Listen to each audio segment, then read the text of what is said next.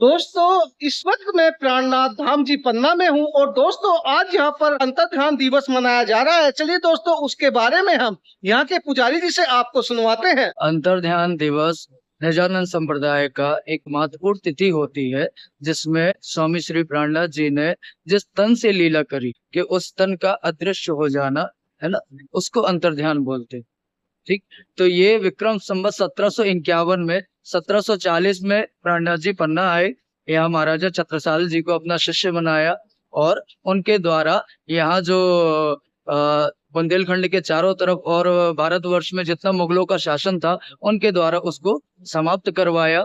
और फिर प्राणनाथ जी ने 1751 में, विक्रम संवत 1751 में, जो उनका शरीर है, उस शरीर से वो लीला को अपना जाहिरी जो लीला थी, उस लीला को बातून किया।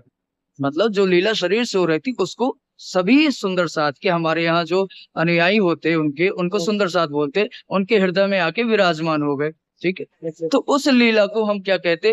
अंतर्ध्यान दिवस कहते। 1751 में जो लीला घट चुकी, उस लीला का अनुकरण प्रतिवर्ष होता है निजानंद संप्रदाय में। जगह जगह मंदिर होते हैं, हर जगह पे इस अनुकरण लीला का वो मनाया जाता है त्योहार। और पद्मावतीपुरी पन्ना जी में खास तौर पे ये त्योहार मनाया जाता है। ये 3 दिन का होता है।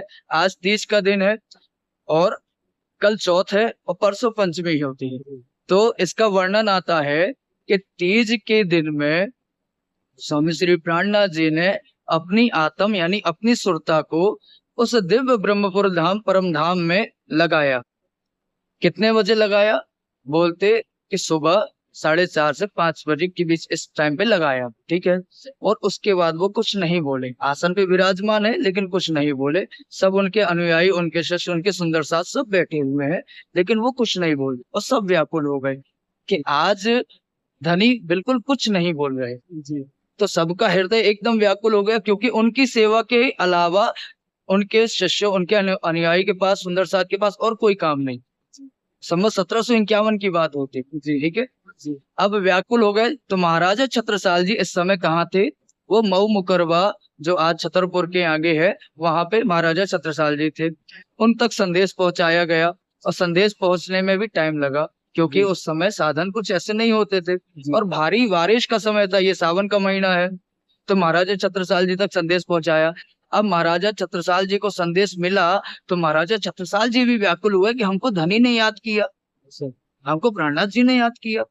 तो महाराजा छत्रसाल जी उसी समय जैसे संदेश मिला, अपने घोड़े भले भाई को लेके मऊ से निकले। लेकिन जो बीच में कैन नदी पड़ती जी, कैन नदी में इतना उफान था, इतना तेज बाढ़ था कि जो वो नाविक होता ना, नाव चलाने वाला, उसने पैर पकड़ लिए कि महाराजा जी आज रुक जाइए, आपको कल पार करवा देते, लेकिन आज मत जाइए, आज बहुत उफान पे है जी। तो महाराजा जी ने बिल्कुल विलंब नहीं किया, बोले हमारे धनी ने याद किया है। और प्राणनाथ प्यारे की जयकारा लगा के, प्राणनाथ प्यारे की जय बोल के अपना घोड़ा नदी में कुदा दिया जी। और घोड़ा कुदाने के बाद एक ठाप मार के घोड़ा दूसरी तरफ पार हो गया। ये लीला, ये उस समय की लीला है जो आप आज सुन रहे हैं। ठीक है। यानी ये लीला कल होती चौथ के दिन, आज तीज का दिन है, कल ये लीला चौथ के दिन होती है। ठीक है। क्योंकि प्राणनाथ जी तीज के दिन जब सुबह अंतर्ध्यान का उन्होंने बोल दिया कि हम धाम जाते हैं, अब हमसे यहाँ नहीं रहा जाता, हमारी सुरता वतन को लग गई है, तो सब सुंदर साथ ने विचार करके महाराजा छत्रसाल जी को बुलवाया। सुबह की सुरता लगाई, सुबह अपने आत्म का ध्यान लगाया। पर शाम को महाराजा छत्रसाल जी कितने बजे आते? 4:30 बजे आते जी। इतनी बाढ़ में से निकल के 4:30 बजे महाराजा जी आते। और जब आते तो देखते कि बंगला जी, जो वो दिव्य दरबार है जी, उस दरबार में सब सुंदर साथ एकदम स्तब्ध है, कोई कुछ नहीं बोल रहा। वहां का मंजर ही अलग है जी। जहाँ इतने सुख बरसते थे, लीला होती थी, आज वहां कोई कुछ नहीं बोल रहा। तो महाराजा जी एकदम बेचैन हो जाते, कुछ तो घटित हुआ है, क्या हो गया जी। राजी धनी धनी करते करते आगे बढ़े तो देखा कितने सुंदर साथ रो रहे हैं जी। और जब देखा कि धनी की तरफ जहाँ सिंहासन होता, तो राजी सिंहासन पे नहीं है जी। राजी कहाँ? बगल में सेज्या लगी होती, वहां पे राजी लेटे हैं जी। महाराजा जी जाते, राजी से कहते, बातें करते, प्राणनाथ जी से बोलते, तो प्राणनाथ जी जवाब नहीं देते जी। तो महाराजा जो कहते कि मारो राज रसिक बोलत नहीं है, जी यानी मुझसे जो कुछ गलती हो गई धनी आप क्यों नहीं बोल रहे, जी मुझसे कुछ खता हो गई, जी आप मेरे साथ 24 घंटे निस दिन हमारे साथ कुंज कचारों में घूमते थे, लेकिन आज आप हमसे बात नहीं कर रहे, क्या हो गया। जी जब बहुत किया तो नहीं बोले, तो उनकी कमर पे कटार बंधी होती, तलवार बंधी होती, जी तो कहते आप नहीं बोलते ना, तो हम ये अपने आप की अपने देह की लीला समाप्त कर देते। जी तो महाराजा जो ने अपनी तलवार निकाली और अपने आप को मारने लगे, उसी समय प्राणनाथ जी ने उनका हाथ पकड़ लिया।